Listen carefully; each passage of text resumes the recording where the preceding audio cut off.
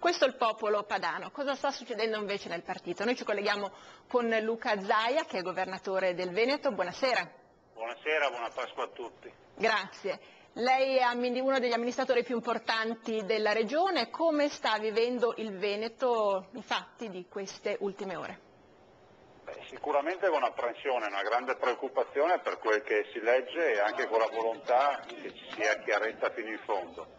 Del resto devo dire che la preoccupazione poi si aggiunge a questo pensiero, che è il pensiero di un leader che lascia la segreteria per amore della Lega, perché poi sono le parole di Umberto Bossi che ci ha detto ieri: devo fare questo passo indietro per il bene del partito. Ecco, a proposito del partito, che cosa accadrà adesso? Umberto Bossi nel dimettersi ha motivato le sue dimissioni e ha chiesto un impegno a tutti noi, che si faccia chiarezza fino in fondo prima del congresso federale. Ha chiesto chiarezza, ha chiesto non sconti per nessuno e soprattutto il Consiglio federale ha deciso anche di avviare tutta una certificazione e una verifica dei bilanci. Bossi ha detto: mi sono preoccupato troppo dei miei figli, poco della Lega, è vero?